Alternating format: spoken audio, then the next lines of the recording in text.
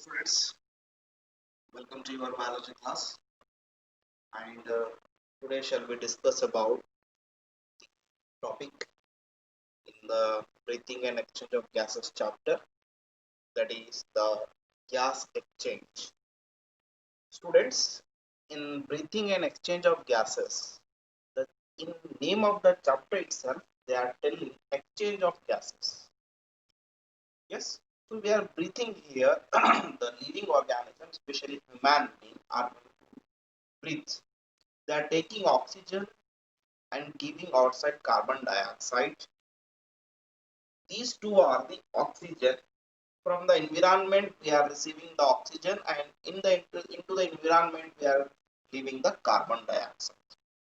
So these gases has to be exchanged in our body also. While in our body, from outside, oxygen has to first of all enter into the body, go with through the respiratory system, and it is going to be inserted or mix up with the blood. So outside to the blood, and from blood it is has to be exchanged with the body tissue, and from body tissue the carbon should be enter into the blood, and blood carry the carbon to the lungs. By the lungs, carbon should be out from the body. So hence the gases exchange is one of the uh, main event in this chapter. So let us see how these gases exchange happen. So students, look at here, exchange of gases occur between, किसके बीच में gases exchange यहाँ पर होता है. देखिए alveoli and blood and tissue, यहीं पर ही आपको समझ आ जाएगा कि ये exchange of gases किसके बीच में हो रहा है.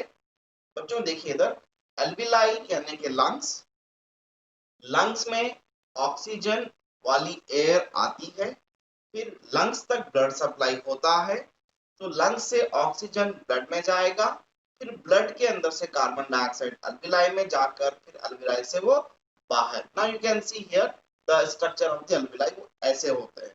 तो पहला exchange of the gases takes place in between alveoli and blood in the lungs. तो लंग्स में ऑक्सीजन आएगा बाहर से, ऑक्सीजनेटेड एयर आएगी, फिर लंग्स तक ब्लड वेसल्स जाएंगे जिसमें ब्लड रहेगा. सो ब्लड में का कार्बन डाइऑक्साइड उस अल्विलाई में जाएगा, फिर उस अल्विलाई का ऑक्सीजन ब्लड में आएगा. So the exchange occur in between alveoli and blood. This is the first. Now in second, जैसे ये ब्लड ऑक्सीजनेटेड हो गया, ये ब्लड ट्रांसफर होगा to entire tissue of the body. सारे बॉडी के पार्ट्स को ये ब्लड ट्रांसफर होगा. तो ट्रांसफर होने के बाद, एज यू नो कि ब्लड ऑक्सीजनेटेड है, तो ये ऑक्सीजनेटेड ब्लड टिश्यू के पास जाएगा. इसमें का ऑक्सीजन, उस ब्लड का ऑक्सीजन टिश्यू में जाएगा, फिर उस टिश्यू के अंदर का कार्बन डाइऑक्साइड जो रिलीज हुआ सो है टिश्यू के सेल से, वो carbon enter into the blood and blood come to the alveoli. Then carbon from blood to the alveoli and oxygen from alveoli to blood, and blood transfer to the tissue, and oxygen from tissue to blood to tissue, and carbon from tissue to blood. Like this, exchange of gases takes place in between alveoli and blood and tissue. So I hope you got this point. Okay बच्चों, now अभी हम जानेंगे, look at here what he has written. Alveoli are the primary site of gas exchange. The first gas exchange कहाँ हो रहा है? alveoli में. alveoli में ऑक्सीजन वाला एयर आता है, फिर उसके अंदर का ऑक्सीजन ब्लड में जाएगा, फिर ब्लड में का कार्बन डाइऑक्साइड alveoli में जाएगा. So first exchange happen takes place in the alveoli, right? देखिए ऑक्सीजन O2 लिखे हुआ है यहाँ पर. Oxygen and carbon dioxide CO2 are exchanged by simple diffusion. Simple diffusion से वो वहां पर exchange हो जाता है. ठीक है. Then look at the next. I no need to draw these diagrams. Okay. Then the factor influencing gas exchange वो क्या चीज है, वो कौन से फैक्टर है, वो कौन सा फोर्स है, वो कौन सा दबाव है, वो कौन सा प्रेशर है जो गैस एक्सचेंज होने पर मजबूर कर देगा। किस चीज से हमारे बॉडी का गैस एक्सचेंज होता है, ये वो चार फैक्टर्स है। इनके आधार पर, इनके बेस पर the gas is going to be exchanges. तो पहला देखिए बच्चों, pressure and gradient. Pressure and concentration gradient is one of the factor to put a pressure on the exchange of gases. Second, solubility of the gases. Gases की solubility भी depend करती है exchange of gases के लिए. Then thickness of the membrane. उस blood vessels, उस alveoli का membrane की मोटाई, thickness कितनी है, वो भी depend करती है exchange of gases पे. Surface area of respiratory membrane, lungs का surface area भी one of the factor on which exchange of gases is going to be dependent. Okay, students. Then the first factor on exchange of gases, that is a pressure or concentration gradient. यहाँ pressure बहुत important है किसी gas exchange के लिए। देखिए, an individual pressure of a gas in a gas mixture is called partial pressure. किसी particular gas का pressure किसी गैस मिक्सचर के अंदर अगर है तो उसे हम पार्शियल प्रेशर कहेंगे। हम पार्शियल प्रेशर किसे कह रहे हैं, किसी पर्टिकुलर, लिसन हियर, किसी particular gas in a gas mixing, वहां बहुत सारे गैसेस है, उस मिक्सिंग ऑफ गैसेस में किसी पर्टिकुलर गैस के बारे में, किसी पर्टिकुलर गैस का प्रेशर, किसी पर्टिकुलर गैस का कॉन्सेंट्रेशन को हम क्या बोलेंगे, पार्शियल प्रेशर। तो बच्चों देखिए यहाँ पे partial pressure of O2 and partial pressure of CO2 को लिखा जाता है कुछ इस तरह से। Now you can see small p O2 partial pressure of oxygen, small p CO2 partial pressure of carbon dioxide are written like this, and it's a table, it's a given table which showing that the pressure where is the highest and where is the lowest. Now you can see here respiratory gases are oxygen and carbon dioxide, and here the pressure atmosphere यानी कि बाहर, outside the body, partial pressure of oxygen is high, is it right, and where बाहर partial pressure of carbon dioxide is low।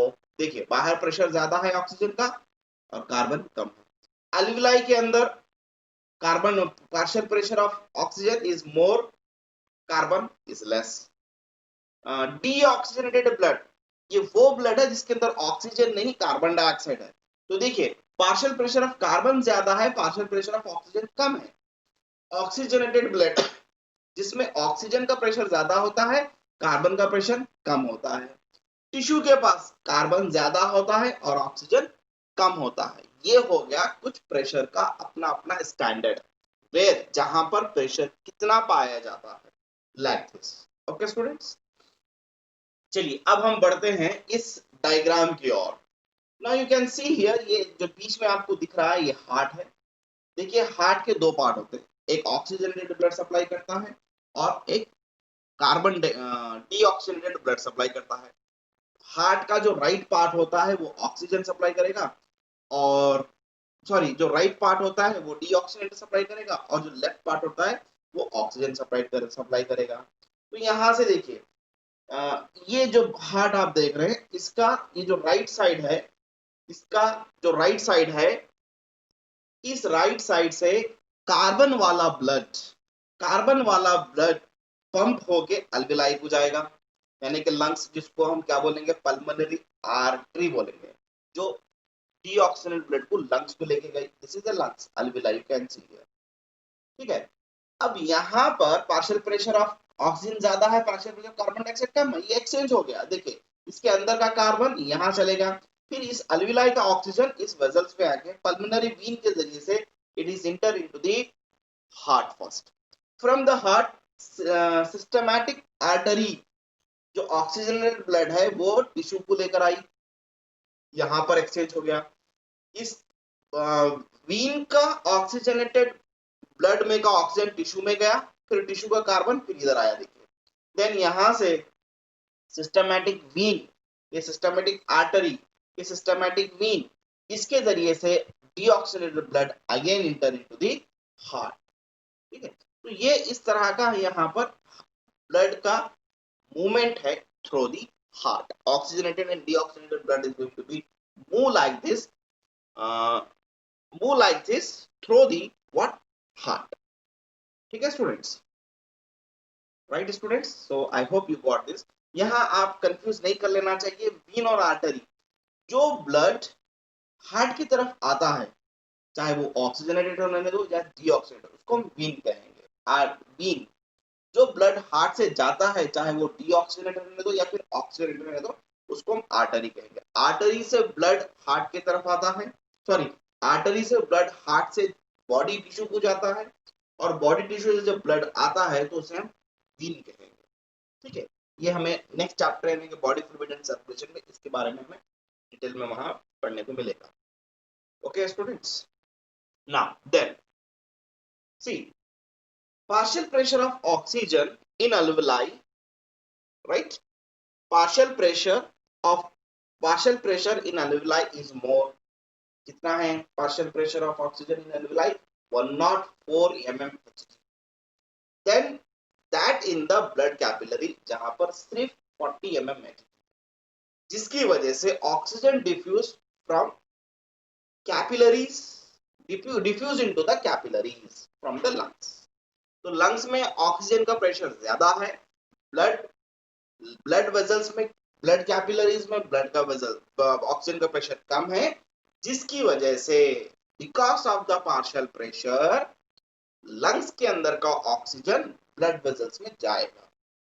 Fine, now partial pressure in deoxygenated blood is more 45 mmHg than in the alveoli, 40 mmHg, ठीक है, 40 mmHg। so the carbon diffused to alveoli, यानी कि carbon का pressure blood vessels में ज्यादा है, alveoli में कम है। alveoli में 40 है, ब्लड वेजल्स में 45 है, जिसकी वजह से carbon diffuse to the alveoli। okay, so students, I hope you got this point। तो हमने एक्सचेंज ऑफ गैसेस का जो फर्स्ट फैक्टर है प्रेशर एंड कंसंट्रेशन ग्रेडियंट को आज जाना है, समझा है। बाकी के दो, solubility, thickness and surface of the respiratory area, can be continued in the next class, ठीक है। यहाँ तक आप नोट्स लिख लीजिए और अच्छी तरह से समझ में आया होगा शायद, और समझ चुके होंगे आप। तो यहाँ फिर भी आपको कोई डाउट है तो आप मुझे कॉलेज में आकर या फिर व्हाट्सएप पर भी पूछ सकते हैं। तो while in the next class we will move to the next factor on the exchange of gases. Thank you.